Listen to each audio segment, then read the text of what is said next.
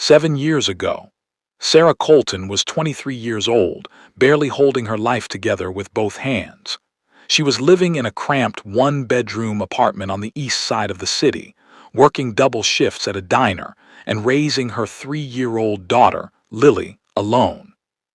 Lily's father had left when Sarah was 6 months pregnant. No goodbye, no note, just an empty closet and a missing suitcase. Sarah had cried for exactly 3 days, and then she had decided quietly, fiercely, that she didn't need him. She had Lily, and Lily was everything. Those early years were hard, soul-crushingly hard. There were nights Sarah ate crackers for dinner so Lily could have a proper meal. There were mornings she walked to work in the rain because she couldn't afford the bus. There were moments, dark, shameful moments she never told anyone about, when she wondered if she was enough, if she would ever be enough. But she kept going. Because Lily laughed like sunlight breaking through clouds. Because Lily called her mama and meant it like a prayer. Because Lily was the only beautiful thing in Sarah's world, and Sarah would have burned herself to ash to keep her warm. Then came the winter that changed everything. It started with a cough. A small thing, really. Lily had always been a little prone to chest infections. But this time the cough didn't go away. It deepened, turned wet, rattled through the little girl's tiny chest like something trapped trying to get out. Sarah took her to the free clinic twice, was told it was just a cold, was sent home with children's Tylenol and a pamphlet about hand washing. By the third week, Lily had a fever of 104. Sarah carried her daughter to the emergency room at 2 in the morning, wearing a coat over her diner uniform, her tips from the night's shift still in her apron pocket. The doctors took one look at Lily and rushed her in. Pneumonia severe. They kept Lily for 8 days. During that time, Sarah didn't sleep. She sat in that hospital chair and she held her daughter's small hand and she bargained with every god she'd ever heard of. She promised things she couldn't give. She made deals she had no currency to honor. Lily survived, but the hospital bills did not disappear. And while Sarah was consumed with saving her daughter's life, she missed 3 shifts at the diner. She was fired. She missed a rent payment. Then another. By the time Lily was discharged, pale and thin but alive, thank God alive, Sarah was 2 months behind on rent and had $17 in her bank account. The eviction notice came on a Wednesday. Sarah tried everything. She called shelters, they were full. She called distant family, none of them answered. She called social services just to ask about emergency housing assistance, just to ask what her options were. That phone call was the worst mistake of her life. The social worker who came to their apartment that Friday was a sharp-faced woman named Mrs. Breen. She walked through the apartment with a clipboard, cataloged the near-empty refrigerator, the unpaid bills on the counter, the damp patch on the ceiling above Lily's bed. She asked Sarah 3 questions about her income, her employment status, and her support network. Sarah answered honestly. She always answered honestly. It was one of her greatest flaws. 2 weeks later, they took Lily. Sarah screamed. She begged. She grabbed the social worker's arm and was gently, firmly removed by a police officer who looked like he'd rather be anywhere else on earth. Lily cried out for her, "Mama, Mama." Her little voice receding down the hallway until it vanished entirely, swallowed by the closing of a door. That sound, that fadding, breaking cry, would live in Sarah's chest for the rest of her life. Like a shard of glass, she learned to breathe around. They told her it was temporary. They told her she just needed to stabilize her situation, get housing, get employment, demonstrate she could provide a safe environment. Then they would review the case. Sarah nodded. She signed the forms. And then she walked out of the building, sat down on the front steps and didn't move for 4 hours. She didn't cry. She was too empty to cry. She just sat there while the city moved around her, indifferent and enormous, and she made herself a promise, quiet, fierce, unbreakable, that she would get her daughter back. No matter what it cost her. What followed was 5 years of the most brutal, determined, relentless rebuilding anyone who knew Sarah had ever witnessed. She started from zero. Actually, she started from below zero. She had debt, a record of eviction, and a grief so heavy it pressed on her lungs every time she tried to breathe. But Sarah had something else too. A kind of cold, quiet fury that didn't burn out. It calcified. It became structure. She got a room in a boarding house on the north side, sharing a bathroom with 4 other women, paying weekly because she couldn't afford monthly upfront. She found a job at a call center, $9 an hour, headset on, smile in your voice. She took a second job on weekends cleaning offices. She ate cheap. She slept little.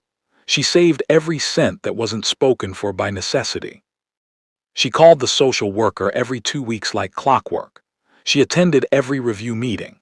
She jumped through every hoop they placed in front of her with a politeness that cost her enormously, because what she wanted to do, what every cell in her body screamed at her to do, was demand, accuse, fight. But she had learned something in those first terrible weeks. The system did not reward emotion. It rewarded compliance. So she complied and she planned and she waited. After 14 months, she had a proper apartment, small, but hers alone. After 2 years, she had a promotion at the call center, a team leader role that came with a salary. She enrolled in night school, business administration. She told herself it was practical. Secretly, she told herself it was for Lily so that one day, when she got her daughter back, she could show her that her mother had not wasted the time they'd lost. The visit started in year 2. Supervised, 1 hour per week, in a beige room that smelled of antiseptic and other people's sadness. Lily would sit across the table from her with a social worker in the corner taking notes, and Sarah would talk to her daughter, read to her, draw pictures with her, try to compress all the love of a missing week into 60 measured minutes. Lily had grown. That was the cruelest part. Every time Sarah saw her, Lily was a little taller, a little different, the baby roundness of her face giving way to something more angular and considered. She was being raised by a foster family somewhere in the suburbs. Sarah didn't know where, wasn't allowed to know. What she did learn in fragments, through careful questions and the occasional slip of a tired social worker's tongue, was that Lily was healthy, that she was in school, that she seemed happy. Happy. The word landed in Sarah's heart like a stone in still water, and the ripples it made were complicated. Relief and grief, and something she refused to name. Something that felt uncomfortably like jealousy of whoever was giving her daughter the stability she herself had failed to provide. She pushed it down, she kept climbing. By year 4, Sarah had finished her degree. By year 5, she had a real job, an actual career, as an operations coordinator for a mid-sized logistics company. She had a 2-bedroom apartment now. One room kept empty and clean and waiting, painted the pale yellow that Lily had once pointed at in a magazine and said she liked. She had rebuilt herself almost entirely. The only thing missing was the reason she had done it. Then in the 5th year, something changed. The social worker called her on a Thursday afternoon and used a tone Sarah had never heard before. Careful, almost apologetic. "Ms. Colton," she said, "there's been a development with Lily's placement." Sarah went very still. It turned out the foster family, the suburban couple who had been raising Lily for 4 years, had relocated out of state.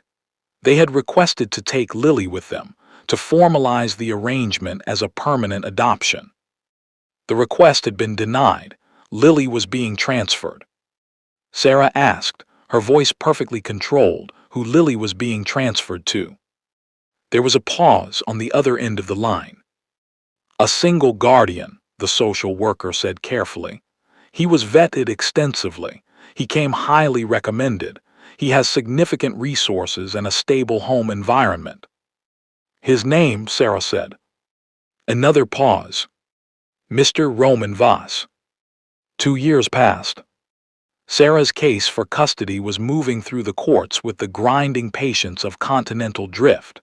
Her lawyer, a fierce, efficient woman named Dana, who had taken the case on reduced fees because she believed in it, had filed every motion available to them, had built a file 2 inches thick documenting Sarah's transformation, her stability, her fitness as a mother. It was moving slowly, but it was moving. In the meantime, Sarah allowed herself cautiously to have something like a life. She went to work. She went to the gym. She had dinner with colleagues sometimes. She started sleeping 7 hours a night instead of 5 and discovered that she had opinions about things beyond survival. She liked old films. She liked cooking complicated meals on Sunday afternoons. She liked the particular silence of early mornings before the city woke up. She also, very occasionally, went on dates. She wasn't looking for anything. She was absolutely clear with herself about that. Her heart was still lodged somewhere in a yellow bedroom she visited in dreams, still wrapped around a little girl she was fighting to get back. There was no room in her for romance, not really. But her friend Cassie had been persistent, relentlessly, lovingly, irritatingly persistent. "You need to leave the apartment," Cassie told her one Saturday afternoon, sitting across from her at Sarah's kitchen table, watching her work through a stack of legal documents with the focus of a woman defusing a bomb. "You need to do something that isn't work or legal paperwork or running. You need to be a person, Sarah, just for one evening." "I am a person," Sarah said without looking up. "You're a machine," Cassie replied. "A very impressive, very organized machine, but humans need more than purpose. They need joy, they need surprise, they need. If you say, love, I'm going to ask you to leave." Cassie smiled. "I was going to say fun, but I noticed you went straight to love." Sarah finally looked up. "What did you do?" "I signed you up for a blind date." The silence that followed was the kind that had weight to it. "Cassie. His name is Roman. He's a businessman. He's single. He's apparently very good looking, according to my contact who shall remain nameless, and he agreed to meet you at Alderton's on Friday at 7. Cassie held up a hand before Sarah could speak. "One dinner. That's all I'm asking. One dinner where you talk about something other than custody hearings and logistics contracts. If it's terrible, I will never mention it again, and I will buy you a very expensive bottle of wine." Sarah stared at her. "Roman," she repeated. "Common name," Cassie said cheerfully. Sarah looked back at her documents. She thought about the yellow room. She thought about the 5 years she had spent becoming someone worth fighting for. She thought about Cassie, who had shown up on her doorstep with groceries the night they'd taken Lily and hadn't asked to be thanked. "One dinner," she said. "One dinner," Cassie confirmed, already reaching for her phone to confirm the reservation. Friday came with rain, a steady, gray October rain that turned the city streets into mirrors and made everyone walk slightly faster, shoulders hunched against the wet. Sarah stood in front of her bathroom mirror at 6:15, wearing a burgundy dress she hadn't worn in 2 years, and looked at herself with the critical assessment of someone who had learned to be honest. She looked good, tired around the eyes, the way she always looked now, but good. She had her mother's cheekbones and her own hard-won steadiness, and both were visible tonight. She took a breath. One dinner, she could do one dinner. Alderton's was a mid-upscale restaurant on the edge of the theater district, the kind of place with low lighting and good acoustics, and a wine list that required reading. Sarah arrived at 6:55, was shown to a table near the window, and ordered sparkling water while she waited. At 7:03, the door opened, and in walked Roman Voss. Sarah knew who he was before the maitre d' pointed toward her table. She knew because the entire room shifted slightly when he entered, not dramatically, not the way it happened in films, but in that subtle, molecular way that very powerful people sometimes caused, as though the air itself recognized the change in atmospheric pressure. He was tall, dark-haired, sharp-jawed, with eyes the color of deep water, and a way of moving through a room that suggested he was accustomed to it organizing itself around him. He was wearing a charcoal suit and no tie, which on someone else might have looked casual but on him looked like a deliberate decision. He was undeniably extraordinarily handsome. He was also, as he reached her table and looked down at her with an expression of politely contained surprise, unmistakably the same Roman Voss whose name appeared in her daughter's custody file. The air went out of Sarah's lungs. "Miss Colton," he said. His voice was low, measured, the voice of a man who rarely needed to speak loudly. Sarah stood. Her training, 5 years of meetings with social workers and lawyers and court officials, 5 years of performing composure she didn't always feel, held her upright. "Mr. Voss," she said, "please sit down." He sat. He was watching her with those deep-water eyes, and she couldn't tell what he was seeing, couldn't tell if he recognized her name, couldn't tell anything about what was happening behind the careful surface of his face. A waiter appeared. They ordered. Mechanically, absurdly, they ordered dinner.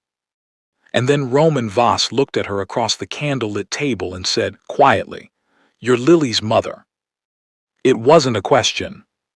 Sarah set down her water glass very carefully. "Yes," she said, "I am." What happened next was not what Sarah expected. She had prepared, during the taxi ride over and the 5 minutes alone at the table, for several possible versions of this evening. She had prepared for awkward small talk that led nowhere. She had prepared for mild disappointment and a polite goodbye. She had even prepared, in the darker corners of her imagination, for something uncomfortable, a man who talked too much about himself, or too little, or who looked at her in the way that made her skin crawl. She had not prepared for this. She had not prepared for the man across from her to look at her with something that was not contempt, not discomfort, not the careful blankness of a man protecting his legal position, but something that looked, remarkably, like recognition. "I know who you are," Roman said. "Lily talks about you." Sarah's breath caught. "She does." Her voice came out smaller than she intended. "Often," he said. "She talks about the way you used to sing to her at night. She remembers a stuffed rabbit, brown, one eye missing. She says you called it Mr. Flops." Something moved across his face, not quite a smile, something more careful than a smile. "I bought her 6 rabbits. She says none of them are Mr. Flops." Sarah pressed her lips together. She would not cry, not here, not in front of this man whose name she had spent 2 years treating like an obstacle. "I still have him," she said. "Mr. Flops, I kept him." Roman was quiet for a moment. He turned his wine glass slowly between his fingers, a gesture she would come to recognize as his tell, the thing he did when he was thinking through something difficult. "I want you to know something," he said. "I didn't seek the placement. My sister, she works in child services, a different district. She called me when Lily's case came up. She said there was a little girl who needed stability urgently, that the previous placement had fallen through, that there was no immediate family available. She asked if I would consider it temporarily." "Temporarily," Sarah said carefully. "Yes." He met her eyes. "It became something else. He paused. "Lily became someone I care about very much. That is the truth, and I won't pretend otherwise. But I also need you to know that I am not her parent. I am someone who stepped in because no one else was there. And I have known from the beginning that the goal was to get her home." Sarah studied him. In her experience, powerful men said things like this, reasonable things, fair-sounding things, and meant approximately half of them. She had been lied to by social workers who sounded kind. She had been failed by systems that used the language of care. "Why are you telling me this tonight?" she asked. "Because," Roman said, "I think Cassie may have done something that was either very foolish or very wise, and I haven't decided which yet. And because whatever this evening was supposed to be, I think we both deserve to be honest about what it actually is." "What is it?" He looked at her steadily. A conversation that should have happened 18 months ago if the lawyers had stayed out of it. Sarah leaned back in her chair. She looked at this man, this mafia boss, this guardian of her daughter. This stranger who knew about Mr. Flops, and felt the ground shift slightly beneath her, The way it had shifted the night she'd made herself a promise on the steps of a government building. "Tell me about her," Sarah said. "Tell me about Lily." And he did. For the next 2 hours, in a restaurant that gradually emptied around them, Roman Voss told Sarah about her daughter. He told her that Lily had a talent for drawing, that she covered every available surface in the house with her pictures, that she had a particular obsession with drawing horses even though she had never ridden one, that her bedroom wall was a collage of her own artwork, and she updated it constantly. He told her that Lily was wickedly funny in the dry, understated way of a child who listened more than she spoke. He told her that she had strong opinions about breakfast food and no patience for anyone who put sugar on eggs. He told her that she sometimes woke up from bad dreams and sat in the kitchen in the dark until she felt better, and that the first time he had found her there, she had looked up at him and said, very seriously, "I was dreaming about before." He told her this without any attempt to soften it, and the honesty of it, the willingness to hand her this pain directly, without packaging, was what started to undo Sarah's carefully maintained defenses. But there was something else about Roman Voss that she was becoming aware of, something underneath the composed, measured exterior, something that the candlelight and the wine and the peculiar intimacy of this impossible evening was gradually making visible. He was not entirely what he appeared to be, and she was beginning to suspect that whatever he truly was, it was considerably more dangerous than a businessman. The confirmation came later, much later, and not from him. Sarah began to notice things. Small things at first. The way restaurant staff moved around him, not with the deference given to wealth which she had observed before, but with something closer to wariness, the kind that came from knowing rather than guessing. The way his phone, which he kept face down on the table, lit up repeatedly with calls he silenced without explanation. The scar on his left hand, thin, clean, the kind made by something precise and intentional. She noticed the car outside. Not a driver waiting with a town car, which she might have expected from a man of his apparent resources, but two men in a dark SUV who did not look like drivers. She filed these observations away with the same quiet efficiency she had applied to 5 years of survival, and she said nothing. It was Cassie who told her, 3 days after the dinner, sitting in Sarah's kitchen with a mug of tea and an expression caught between excitement and apprehension. "I need to tell you something about Roman Voss," Cassie said, "and I need you not to throw anything at me."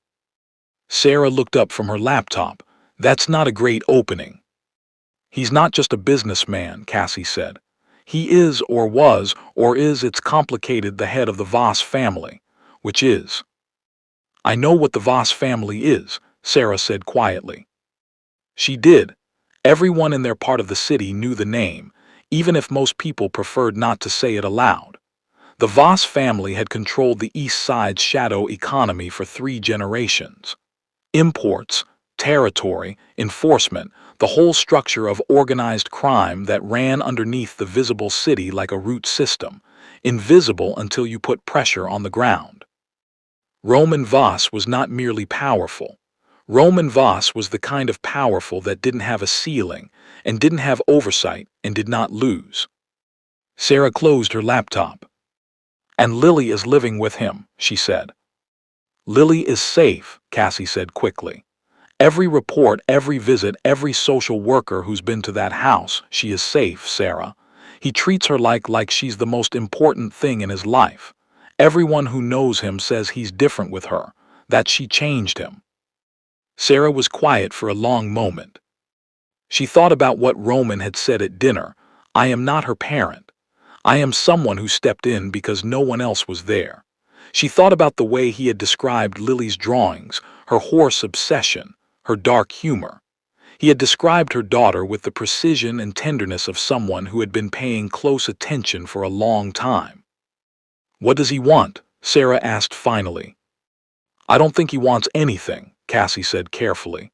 "I think, and I know this sounds insane given everything, I think he just wanted to meet you." Sarah thought about those deep-water eyes, and the wine glass turning between his fingers, and a conversation about Mr. Flops that had lasted 2 hours. "Call him," she said.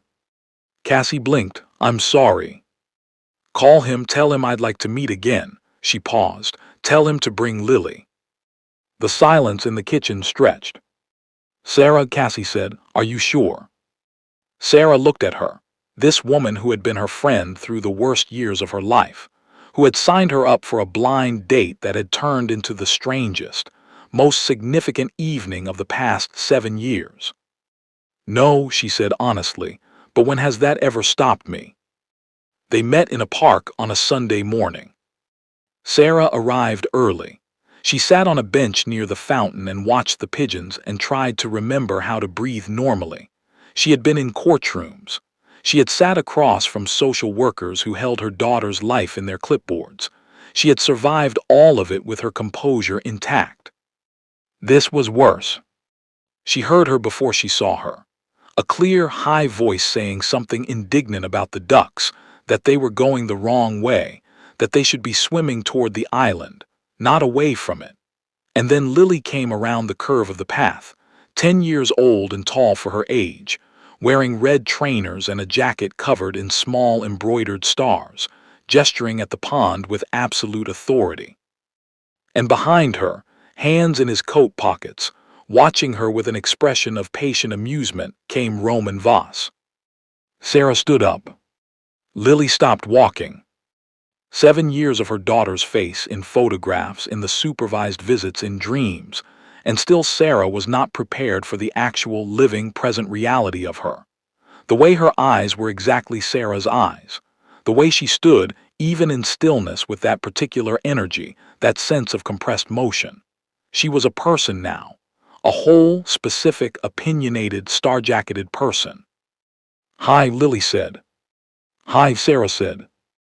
They stood about 4 feet apart. The ducks continued to swim in the wrong direction. A pigeon landed between them and waddled off again, unimpressed. "Roman said you're my mom," Lily said. Not accusing, not hurt, just factual, testing the word. "Yes," Sarah said, her voice held. She was proud of it for holding. "I am." Lily considered this with the serious, appraising look of a child who had learned to evaluate things carefully before committing to a response. "Do you still have Mr. Flops?" she asked. Sarah reached into her bag. She had brought him, had debated it for 3 days, had decided it was either the right instinct or a catastrophic overstep, and had packed him anyway because she was done, absolutely done, with playing it safe with her own daughter. She held him out, brown, battered, one glass eye intact, one gone, a rabbit who had waited 7 years. Lily looked at him for a long moment. Then she took him from Sarah's hands with a care that cost Sarah the last of her composure, and she held him to her chest. "I dreamed about him," Lily said quietly. "I thought I'd made him up." Sarah sat back down on the bench because her legs would not hold her anymore. Lily sat beside her. Not touching, not yet. They were both too careful for that, both too aware of the enormous, delicate thing trembling between them. But close, close enough. Across the path, Roman Voss stood with his hands in his pockets and looked at them. Sarah, glancing up, caught his expression. It was open in a way she suspected it rarely was, something that looked undeniably like relief. She looked away before she could think too much about what that meant. They stayed in the park for 3 hours.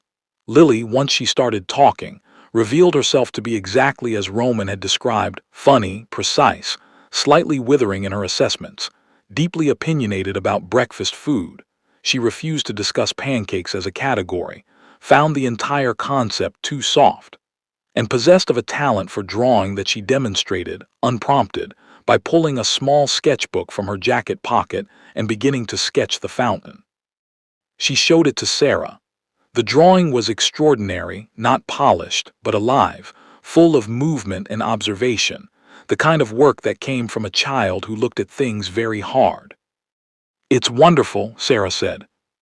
Lily examined it critically. "The water's wrong. Water doesn't move like that." She looked up at the fountain, then back at her drawing, then at Sarah. How do you draw water? I don't know, Sarah admitted. I was never very good at drawing. Lily looked genuinely surprised, as though this information required recalibration. Roman can't draw either. He tries and it's really bad. She glanced over her shoulder at Roman with the comfortable, familiar fondness of a child for someone she trusted completely. He draws horses and they look like potatoes. I heard that, Roman said from across the path. Good, Lily said serenely, and returned to her sketchbook. Sarah watched this exchange and felt, alongside everything else she was feeling, the grief, the hope, the terror, the love so vast it had no bottom, something new. Something she hadn't expected.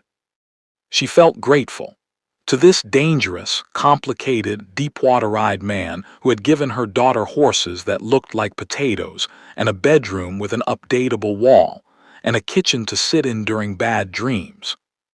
She wasn't sure what to do with that. If the story had ended there in a park, with a sketchbook and a one-eyed rabbit and the first tentative rebuilding of what had been lost, it would have been a good story. Quiet and true and earned. But stories don't tend to end where we want them to. 3 weeks after the park meeting, Sarah's lawyer called her with news that landed like something thrown hard against glass.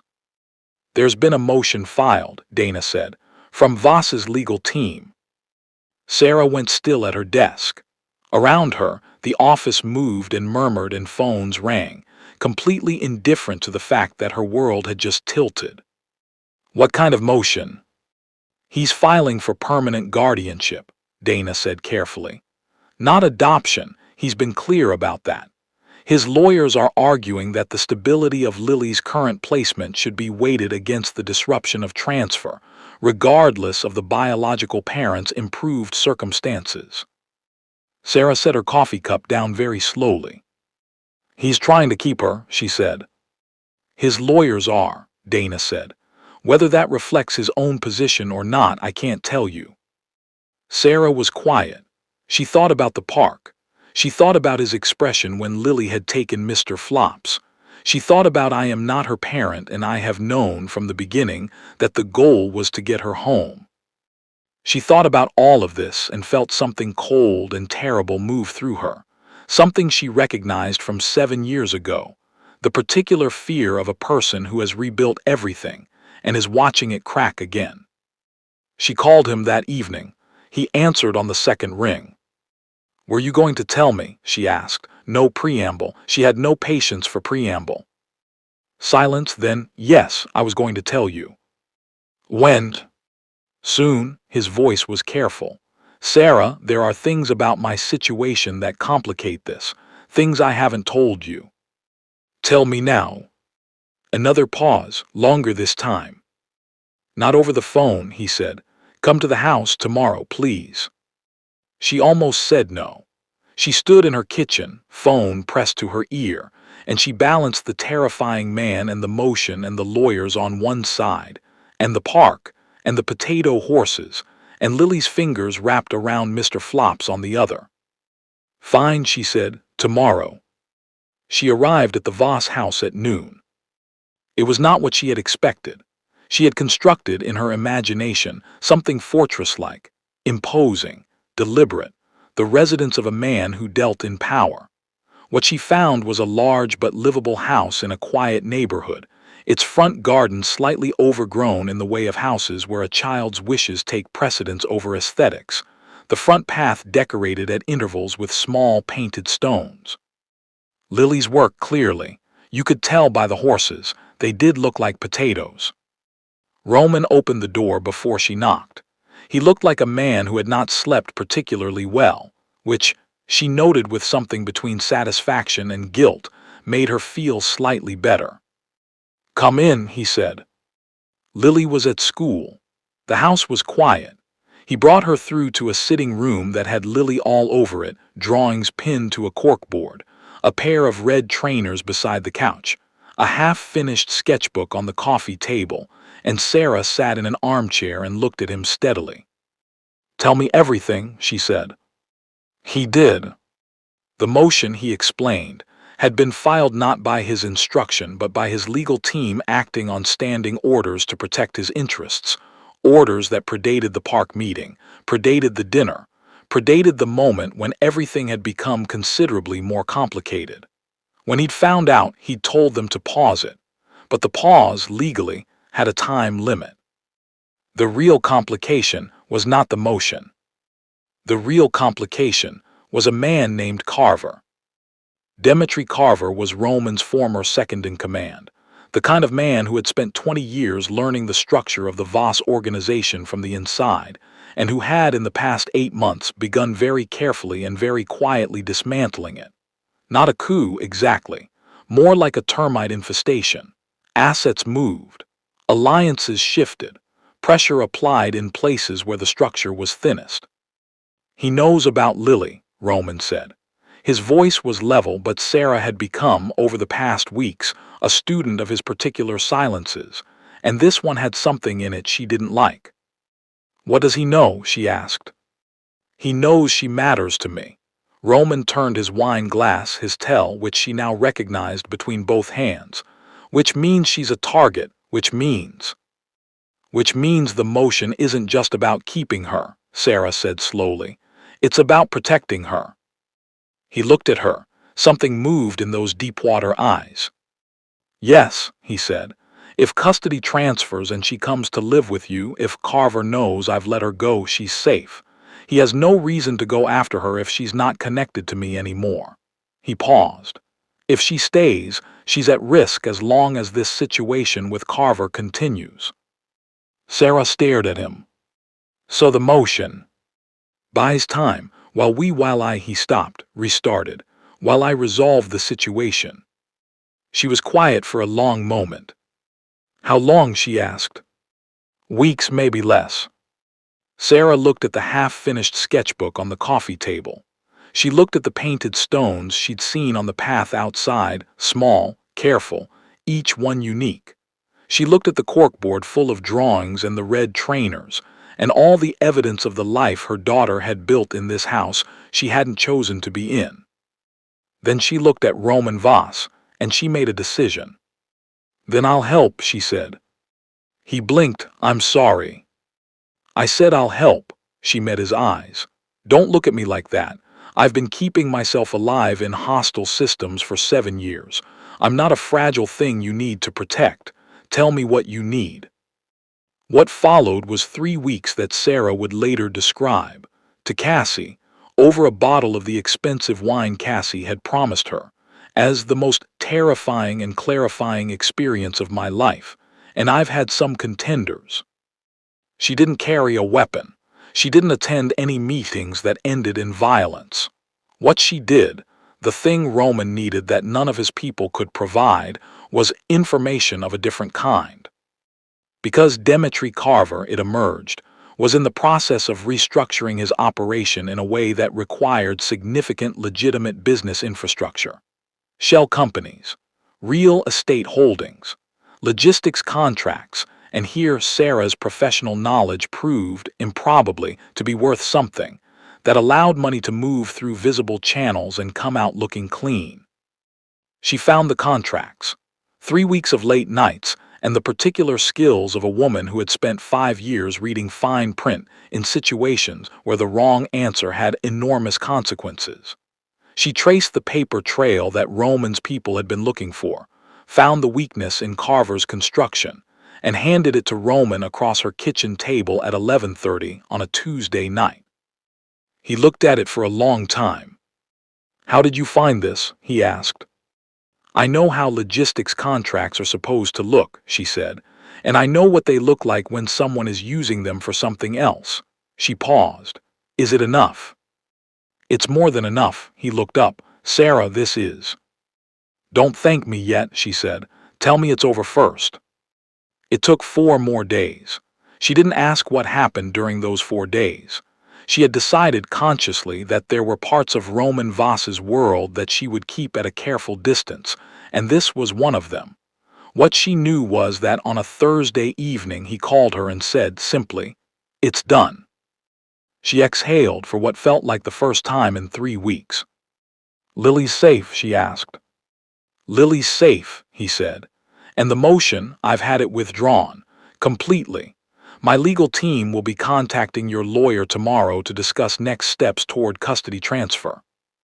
The custody transfer took 6 weeks to finalize. 6 weeks of documentation and hearings, and a home assessment, and a conversation with a family court judge who looked over Sarah's file with an expression that moved over the course of 30 minutes, from professional neutrality to something that might have been admiration. On the last day of November, Sarah drove to Roman's house, walked up the path past Lily's painted potato horses, and knocked on the door.